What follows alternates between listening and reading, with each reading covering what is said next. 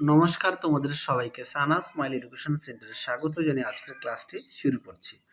আজকে তোমাদের সঙ্গে আলোচনা করব তোমরা যারা অষ্টম শ্রেণীর প্রথম পর্যায়ক্রমিক মূল্যায়ন পরীক্ষা দেবে 2026 সালে, তোমাদের জন্য রায় ও মার্টিন প্রশ্নবিচিত্র থেকে আজকে সমাধান করব অষ্টম শ্রেণীর পরিবেশ ও বিজ্ঞান বিষয়ে মডেল নাম্বার 12।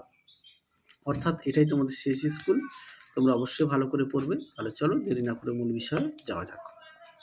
প্রথমে সমাধান করব ফিজিক্যাল সায়েন্স। এক দাগে দেখো, এক দাগের প্রশ্নের উত্তরটা হবে অপশান সি। একই থাকে দুই দাগের প্রশ্নের উত্তরটা হবে অপশান ডি। তিন দাগে দেখো, প্রশ্নের উত্তরটা হবে অপশান সি, পচা ডিমের গন্ধযুক্ত। তারপরে দেখো চার দাগের প্রশ্নের উত্তরটা হবে অপশান ডি, চারটি। পরবর্তী দেখো পৃথিবী পৃষ্ঠে কোনো বস্তুর ওজন দেখো, প্রশ্নের উত্তরটা হবে 2 কেজি। দুই দাগের প্রশ্নের উত্তরটা দেখো। এই প্রশ্নের উত্তরটি তোমাদের মডেল নাম্বার 10-এর 2-4 উত্তরটা দেখিয়েছি। 10-এর 2-4 দেখো উত্তরটা হবে এটা।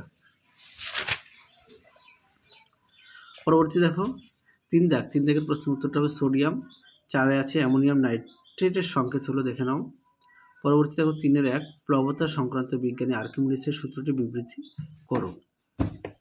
এটা পাঠ্য বই থেকে তোমরা পড়ে নিতে পারো, আমি আগের ভিডিওতে দেখাও আর্কিমিডিসের নীতি, দেখে নাও।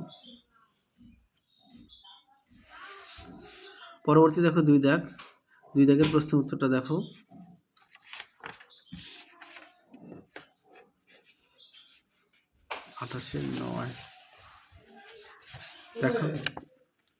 দেখো উত্তরটি। পরবর্তী প্রশ্ন দেখো কি আছে। 3 দাগের পরমাণু সাধারণত নিঃসৃত হয় কেন? দেখো প্রশ্নের উত্তরটি তোমাদের দেখাই।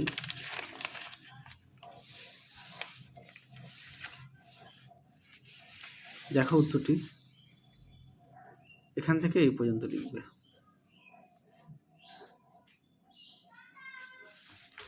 পরবর্তী প্রশ্ন দেখো কি আছে।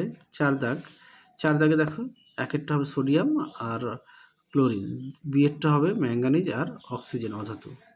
পরবর্তী দেখো 5 দাগের প্রশ্নটা দেখো, তোমাদের উত্তরটা দেখাই।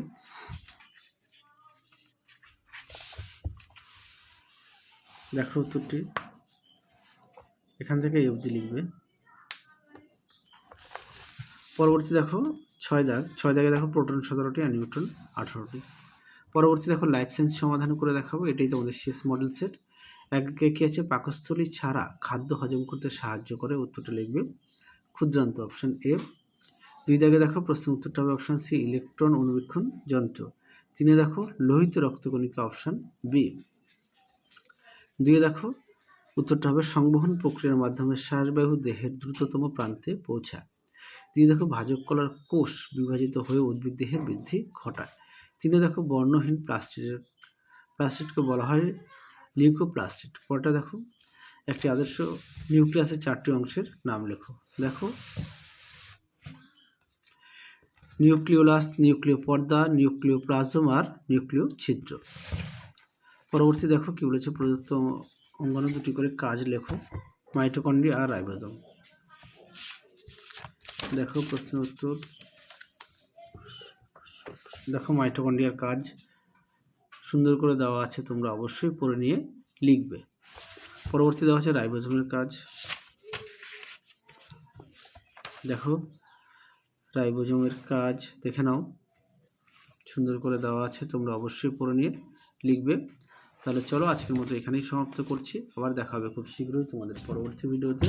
তোমরা সবাই সুস্থ থেকো, ভালো থেকো, আজকের মতো টাটা।